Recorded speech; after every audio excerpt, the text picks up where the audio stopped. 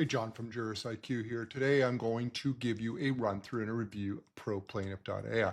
This is an AI platform specifically for personal injury lawyers, and you'll see exactly when I go through it because pretty much everything it does is for injury law. Now, this is not like old school case management software. This was built around AI, and it started out more of a task by task offering software, and it's evolved into full case management software. So question number one is, could an injury firm use this exclusively as its entire case management software? And the answer is yes, with two exceptions. First, it does not have any marketing capabilities built in, so you will need that separate.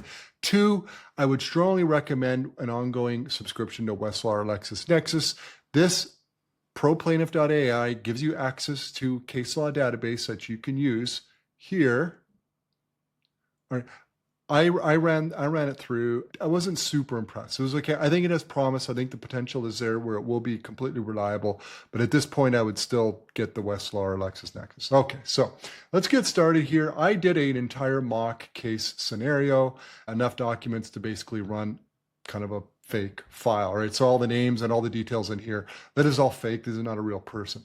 So my case is, if I get the home run based on the case summary that I had prepared, that I prepared with Claude, which was kind of fun to do, 875 grand. So this is a snapshot of the file, the matter, and I'm just going to get rid of me there because I get in the way.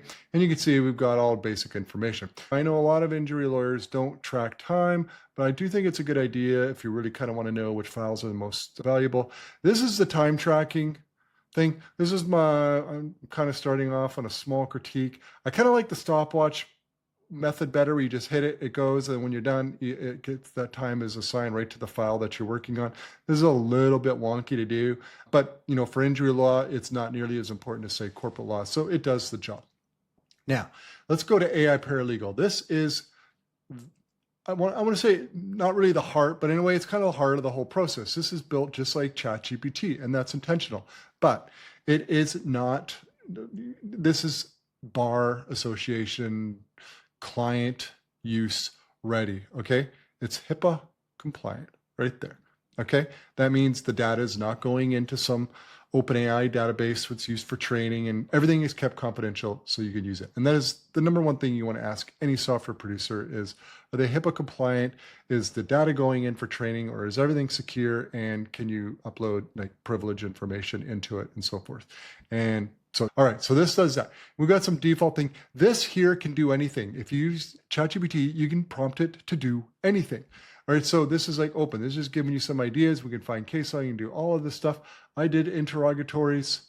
I did case law research. So you can see here, the case law research was not great. It's like my case, it came up with a 2005, and then the next one was like 1932, 1978, and then there was 1930. I wasn't wild about that. You get some control. I mean, you could probably work on your prompting and probably do a better job. I got to admit, I did a pretty lame prompt there. That's very, very unfocused. So maybe with better prompting, it would be good. I just probably would still just get the LexisNexis or Westlaw subscription. Okay, so that's that. So in our AI Paralegal here, we can. I've got a new one here. You can analyze stuff. You can attach or dump files in here. You can throw in a mediation brief prepared by opposing counsel, dump it in here, and you can say, hey, what are the weaknesses? What are the strengths, et cetera, et cetera, et cetera. It'll do an analysis just like ChatGPT. This is great. This is kind of like your open field. Now let's move into where I think the real power is, the demand letters and the medical chronologies. All right, there's going to be more of this. I'm going to show you how you can really supercharge this. So pay attention because we can create a lot more in here. As you can see here, when we go in the demand letter, I should say the one issue here is there's no way to convert this into an editable document like we see here. This is a nice editable document that we can, refine, and then we can download it and so forth. You can't do that here. If we want to take our interrogatories and we got copy, paste, throw it into a Word document, download, upload, and then we're going to want to upload it into the particular folder here. I'm looking forward to the day when everything's all rolled in here. Now, here's the thing. That day is now, if you're willing to put into sort of the upfront prep time to build this thing out to really, really be a powerful software for personal injury firms. So I'm going to show you exactly that. Okay, here's our demand letter. Now, creating a demand letter is dead simple. You just come here, you select your template. I did demand letter. You put in the amount that you're hoping to get, you know, a home run. You choose your either this or this. You're going to burn a lot more credits with this. But the credits, I mean, they all get assigned to the file, which is actually really nice. I should just add that here while I'm talking about it. Every output will burn credits, which will charge you in addition to your monthly subscription. Okay, it adds up. It's gonna be a lot of money, but you can assign all, because it tracks it on a case-by-case file, it's a disbursement. So that's great. All right, so you put in it's not a whole lot to put in there. It's reading all the case files. All right. It's because this is built around AI. Everything that you put in anywhere attached to a case, AI will access it. That's what's so great about it, right? All right. You can even add more here if you wanted to. And then you just hit generate demand letter. Mine took 12 minutes.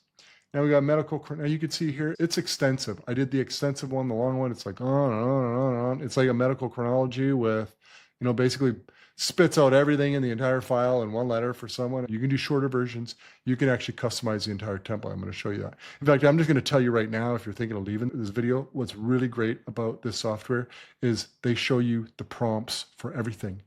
Okay, a lot of software won't do that. And when you can see the prompts, you can actually build your own templates for any document, any letter, any pleading, anything you want. You can customize this entire system with your own prompts to build the injury practice the exact way that you want. It's almost like having your own, you know, custom architecture built, but for, you know, 100 times less money. All right, let's just take a quick look at the medical chronology. There we go. I'm just going to rip through here. All right. Just so you know, in the description of this video, I've got a link to my review. And the reason I say that is in the review, I link to the actual mock scenario I put together. So you can dive in and see what that's about. I have the actual demand letter that I produced here in the online review, and same with the medical records. So you can actually see more carefully exactly what it spit out. I also link to the mock clinical records or medical records that I had set up. And one last thing I did here that you might be interested in is I do a scoring. I explain it all in the review. You can go check it out, but I did some kind of scoring working with other AI and kind of creating the scoring, and you can check it out and read it for yourself. Anyway, let's dive back in here. So we've got these documents. These are the things. Now here's where it gets really interesting. I just have to find it. All right, so we're in our demand letter. We want to go to templates. Now, there's a very limited number of templates, but that's okay. I'm sure ProPlaintiff is going to do more templates that you can work from. But you know what? You can make your own. Let's just dive into the demand letter template. Now, this is something, like I said, a lot of AI software won't do. This reveals the prompts used. Let's go into here. Here are the prompts. Okay, so I went into templates. Here's our document section. You can see it here, but here's the prompt. Section 4, damages, right here. Here's our prompt. Okay, why is this so important? I'll show you. First off, it's important because if you want to change the prompt to something more specific for whatever, you can do it right here. That's huge. It's like being able to completely customize your AI. The second reason is this. We can go here and we can duplicate this. Let's say we wanted to create a different letter, an engagement letter with a client. We can create a template from scratch, or we can duplicate here, and then we come in here, and we can start dumping the sections we don't need, and then we can change. So we could say, instead of medical summary, it'd be a billing. The engagement letter addresses billing. You can explain the disbursements, you can explain the AI charges, and blah, blah, blah. And you can create a custom prompt just for that. I understand it will take months for any injury firm to upload and create templates for everything, but I can tell you that's going to be the case for any AI software you adopt, customizing. Every minute you spend in customization is going to have a huge ROI. The more that you basically tweak out this entire software, the much more efficient and better output you're going to be. Now, so we look at our templates, and it's very limited, but you can create all the templates that you want, and you can categorize them. The point is this is like having a full-blown customization AI platform at your fingertips, and to create this into the exact system that you want for your firm, the way it operates, how you like your wording, how you like your styling, what documents you want to, okay? Now, one tip I give everybody, and including myself, I practice this every day, and it's not easy to do in law because you can't use ChatGPT Plus for a lot of this, or Claude. But what I do for a lot of work that doesn't have anything confidential in it is I run it between two different AI back and forth multiple times. All right, so I'll draft an outline in ChatGPT, for instance. I'll dump it into Claude. I'll say, write this out, a little bit more of a elegant prompt than that. I'll take what Claude does, I'll bring it to ChatGPT, and I'll say, is this accurate, or is this suggestions for changes, blah, blah, blah.